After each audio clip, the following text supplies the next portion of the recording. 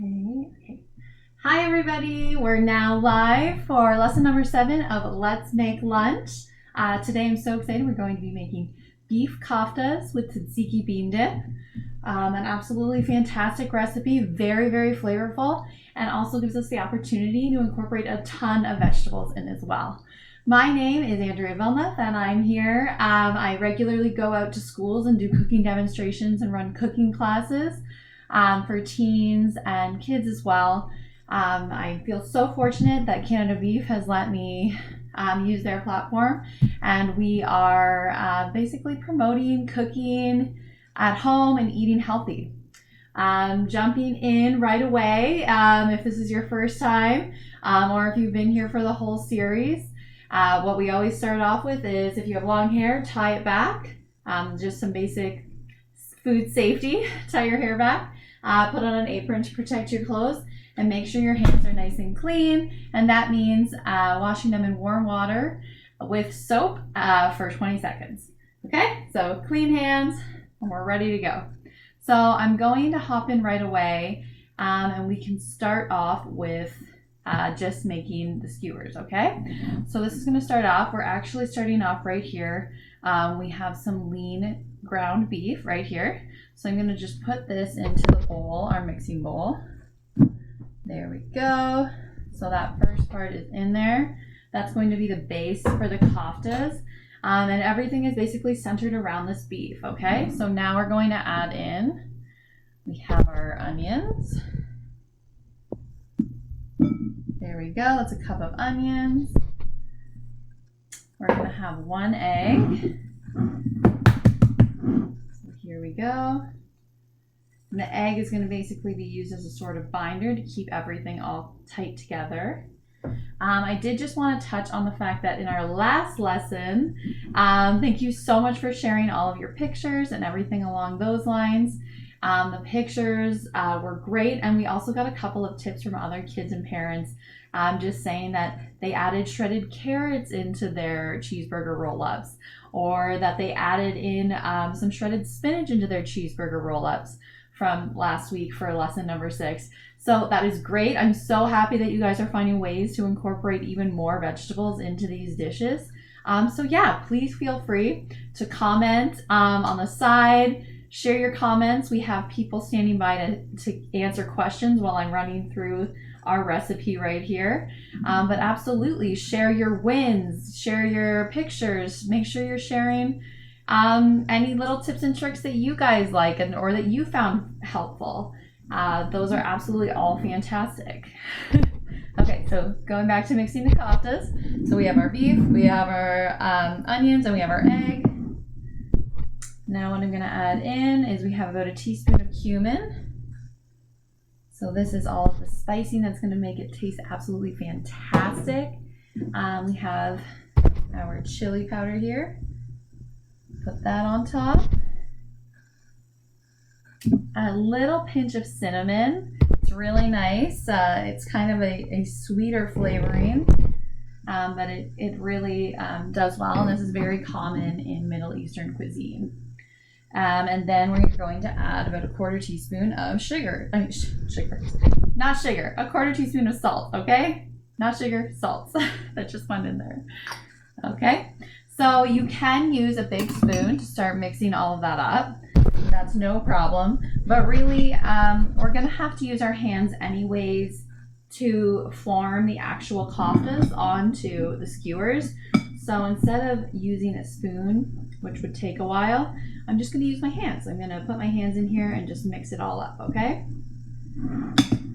So I'll point this down in just a second. Before I point it down to mix it all up and show you guys, I did just wanna note that before you start cooking in the kitchen, another tip is that I always encourage, and you've heard me say before if you've been here before, is that you want to go to canadabeef.ca, and you want to make sure that you have your directions printed out, so the recipe, so you can follow the directions. Make sure you have everything you need in advance, and also you're going to want to make sure that you have the shopping list so you can grab all the ingredients in advance. Whew. And if you don't want to do the print off, what you can do is you can always just, if you have an iPod or anything, just follow the recipes along. You will see previous class lessons here. And once again, this is canadabeef.ca, and if you go to the Let's Make Lunch section, okay? Perfect. So now that we're all on the same page, we already have our kofta mixture up here. So I'm gonna just use my hands to mix it up. I also want to encourage everybody that if you're cooking with ground beef, go to the Canada Beef know-how page, canadabeef.ca cooking know-how, and they have a whole section that's super handy specifically on ground beef. So it'll give you all these tips and tricks on the best ways to cook ground beef.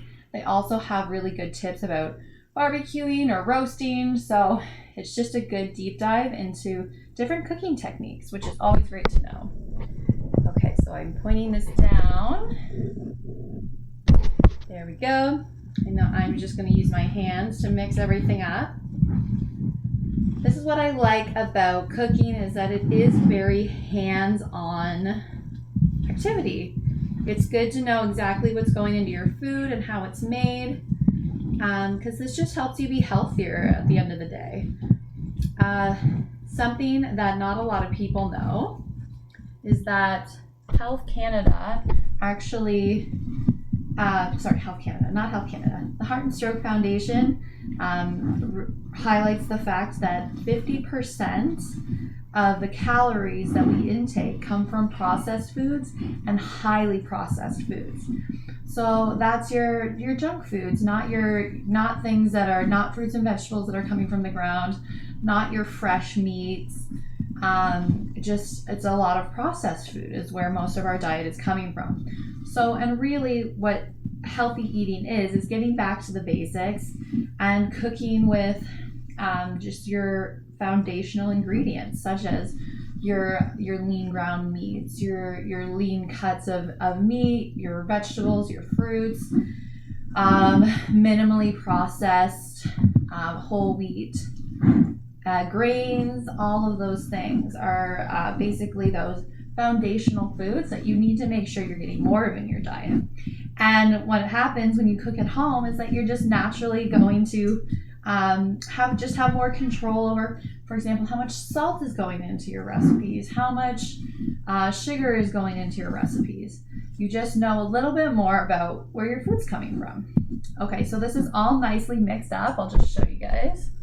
It's like all nicely mixed up, and I have my skewers here, which have been soaking, so that basically when they go into the oven, they won't burn. Also, if you haven't taken the opportunity yet, I want you guys to run over to your stovetop and preheat the oven to 375 degrees Fahrenheit, okay? That's what we will be baking these off at for today, okay? There we go. So I'll just kind of show you. This makes 12 skewers in total. So you want to take, it's probably about a quarter cup of meat. I'm going to eyeball it to make just because I can. And I will and I know that we're going to be making roughly 12 of these skewers. You do want to make sure that you do have enough for 2, because that just means that it's the right size. And you can kind of see, very similar to the burgers that we made in week 5, very similar to a meatball. You're kind of just squeezing the meat so that it sticks to get not only together, but also so that it sticks to the skewer as well. And you can see right over here in the background, I already have a pan ready to go. So I'm just going to put these on the pan as they're done. So I'm just going to slowly, I'll actually set up a little workstation to make it easier for myself. You guys can kind of follow along. Here we go. I'll just point this down so you guys can see it. I'm working on the skewers. There we go. And then I have, here we go. So yeah, just same thing. You're going to repeat this 12 times. And you want everything to be consistently the same size, or as close to the same size as you can get it. If you're not good at guesstimating the size of things yet, what I would recommend is that you do actually use a quarter cup and measure things out as you go, just because this will make sure that everything is done at the same time. Since we're using ground meat, you know that we are going to be using a meat thermometer at the end to make sure that everything has been fully cooked. So you want to make sure that everything is the same size so that it cooks evenly, and that you know for a fact that if you measure them, that they will all roughly be the exact same internal temperature. Okay? So that's really the goal that we're going for here.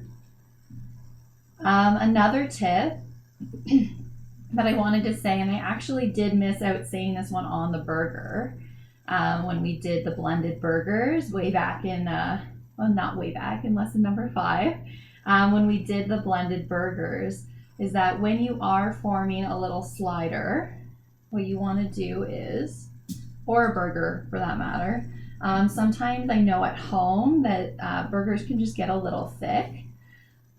So what you want to do is, if you formed your burger, right, like it's a nice little burger shape, if you want to make sure that it doesn't puff up in the center, you just want to put an indentation in there, okay? So just push your fingers in. You can see there's a little hole kind of thing, just very light indentation, and that'll make sure that you don't end up getting a super thick burger at the end of the day, that it'll stay around the size of whatever you made it as, okay?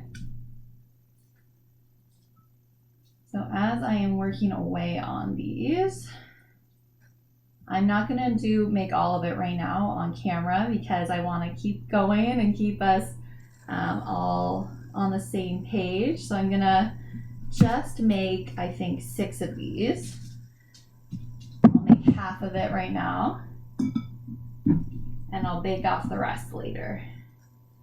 Or something that I could do is this meat has not been frozen yet, so I could just do the spice blend, which I already have going on. You saw me spice it all up, and I could freeze this as well. I could freeze it and then freeze them raw and then cook them later from frozen.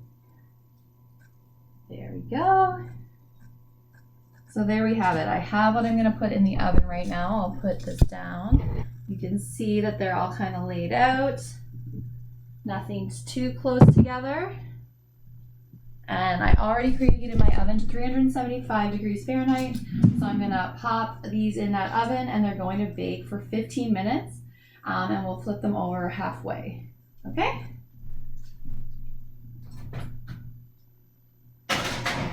So just putting the timer on and everything. There we go. And then I'm just going to wash my hands. Remember, anytime that you touch raw meat, you do need to wash your hands before you move on to the next step. And also anything else that did touch the raw meat, don't put a fresh item like the veggies you're going to serve with it, or even a fresh dip. Don't put that near the ground beef, okay? So once again, that's going to be 20 seconds, warm water, and soak.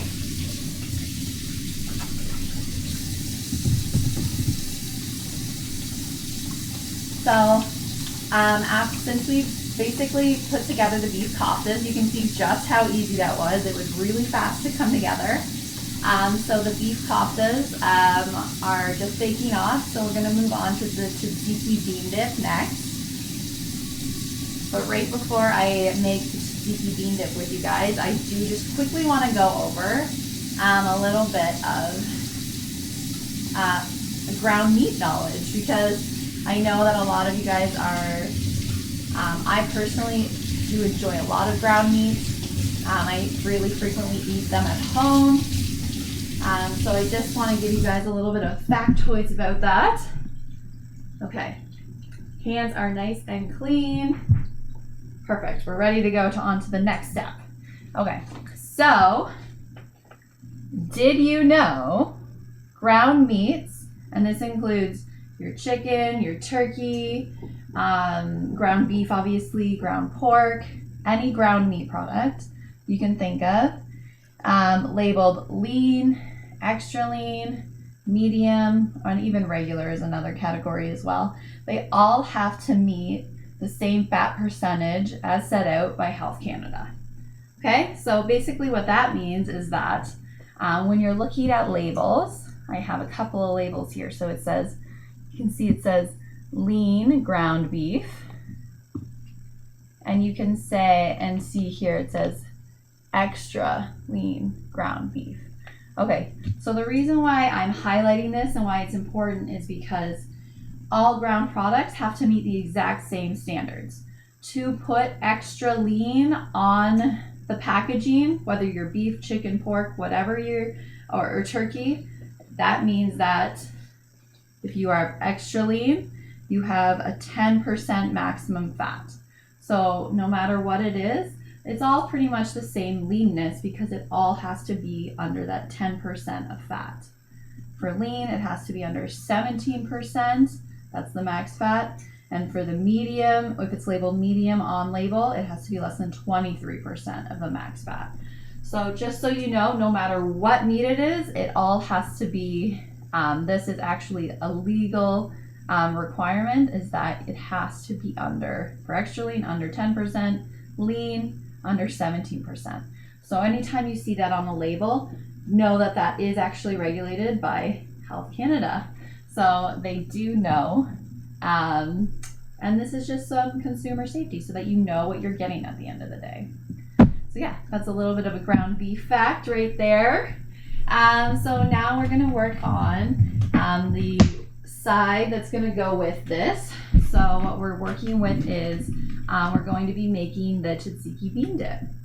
So I have all of my ingredients kind of outlined here, and it's so I've done my mise en place in advance. As we talked about last week, I'm prepared. I have all my ingredients and all of my tools ready to go.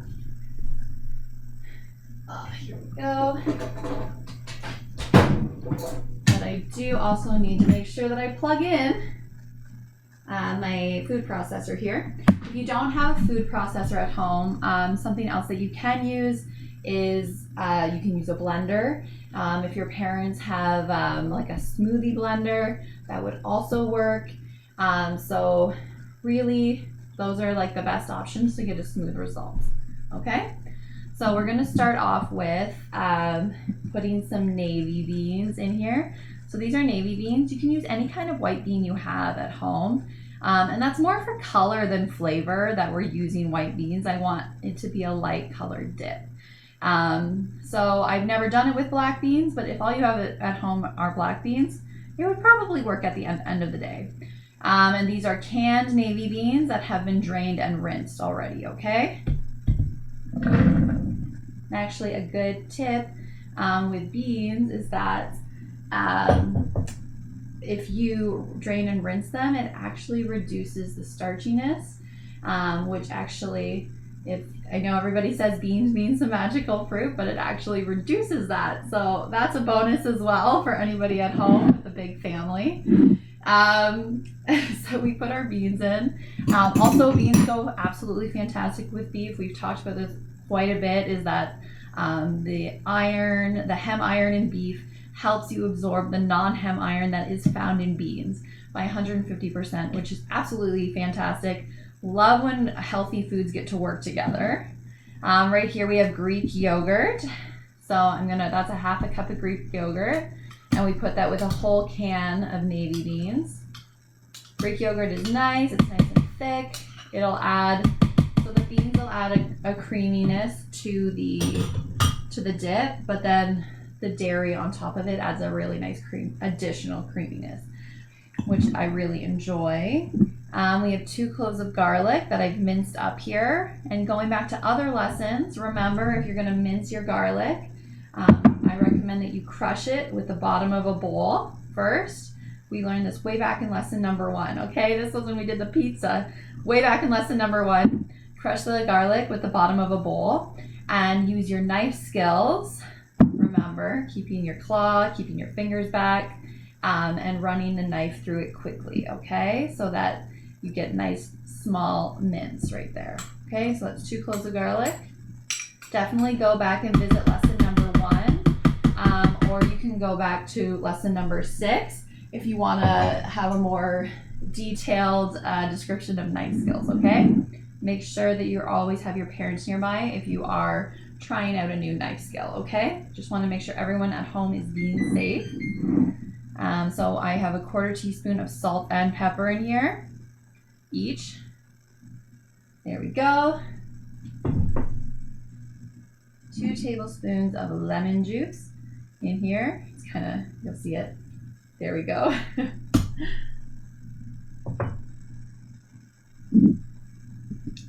And then we have some dried dill, okay? So that's going in. You can also, if you happen to have fresh dill in your garden, I would definitely recommend using fresh dill. That's another great option. There we go. I'll just put this on. Put the lid on. Get it on. There we go. Just make sure everything's tight. And I'm going to set this aside just for a second before I blend it because my koftas are about to need to be flipped. So I'm just going to run and do that. I would say that was pretty perfect timing right there. There we go.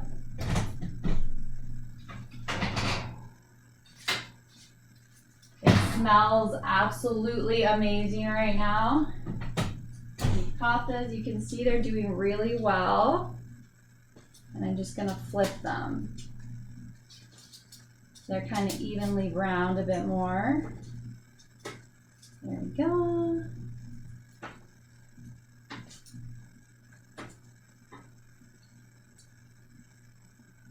One more to flip right now because we're just doing 6. We did half instead of the full 12 just to keep things along for you guys. And I toss them back in the oven for 7 to 8 minutes. Because remember, we're baking them for 15 minutes total. Okay, so now that those are nice and flipped, ready to go, we can blend this up. Sorry, it's going to be loud for a second, but you'll get to see it all kind of being smoothed out.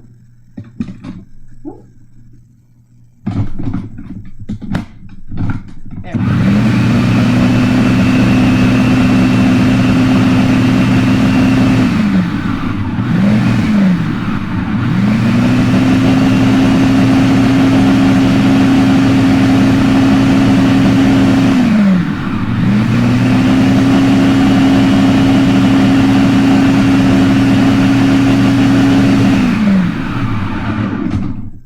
So this dip looks pretty smooth to me, so we're good. If you have any trouble getting everything to kind of smooth out, I would recommend like you pulsing it. You can always just put it through for a little longer as well. But yes, I highly recommend doing the pulsing, which is where you press the button down, it goes a little bit, stops, press it again. I can't demo without the lid on. Okay. So I'm going to pour the dip into this little bowl that we have right here. So it's ready to serve.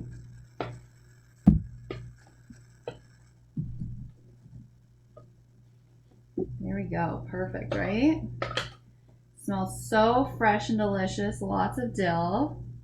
Lots of dill. There we go. And I'll leave the spoon so it can be served. There we go. So yeah, while the koftas are finishing up, I kind of already put a little bit of a plate together that we're going to add the koftas to. So you can see it right here. You can see that I put half of my plate as veggies, and then we just have a little bit of some whole wheat pita triangles going on as well. So this is absolutely when you're talking about the food guide, what they're talking about. When they say that they want to put more of a focus on plant-based eating, I know there's a huge misconception out there that a lot of people think that means veganism, that plant-based eating means that you're either vegetarian or vegan, but that's not the case at all. Basically, what they're trying to do is highlight that there's a lot of nutrients that you do need to get in fruits and vegetables. And as mentioned before, with the information that we got from the Heart and Stroke Foundation, 50% in an average North American diet, 50% of the diet calories of each person is coming from processed food or ultra processed foods. So basically what the food guide is trying to say is like, come back to these foundational foods. Focus on getting lean protein sources and a variety of different protein sources. So get some protein from the beans, get some protein from beef and chicken and pork and turkey, all of these great food options, eggs as well. They're really just focusing on variety and moderation. So if you are going to eat more highly processed foods, don't eat them quite as often. Really focus on getting a variety of these functional foods, which are your fruits, your vegetables, your whole grains, and your lean meat sources as well. Both plant-based sources of protein as well as animal-based protein sources. And then today, this is absolutely the perfect dish because you can put it with so many different things. So we have your pitas, we have some beans in here as well. We always talk about how well beans go with beef. They go so well with beef. And this is just such a nice little dip to have with the beef koftas as well. Other veggies that you could easily do, I did some lettuce and tomatoes and cucumbers. That's really like this Mediterranean kind of feel. But you can also do peppers are another great option, red onion. Really the sky is the limit. Whatever vegetables you enjoy, incorporate them for sure. Definitely get them in there because it's all about trying new things and figuring out what you like in terms of delicious food that is also good for you. So we have our plate pretty much made up. I'm gonna grab the koftas out because since it's very similar to your meatballs, your burgers, and everything along those lines that's a formed ground meat, we're going to use the meat thermometer to make sure that it's cooked fully through. Okay, so I'm just going to grab those out of the oven and just make sure that they are 71 and done, right? I think everybody remembers that 71 degrees Celsius, and they are, you know that they're done. Okay, that's a safe internal temperature. So we have our oven mitts on. And I'll bring them over here. So I have a little hot plate.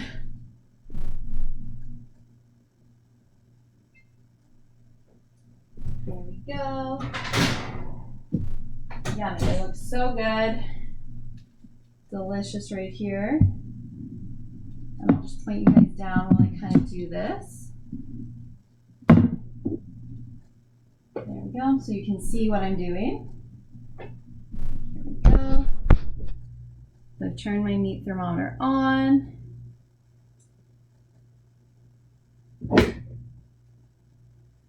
And then I'm just going to push this through.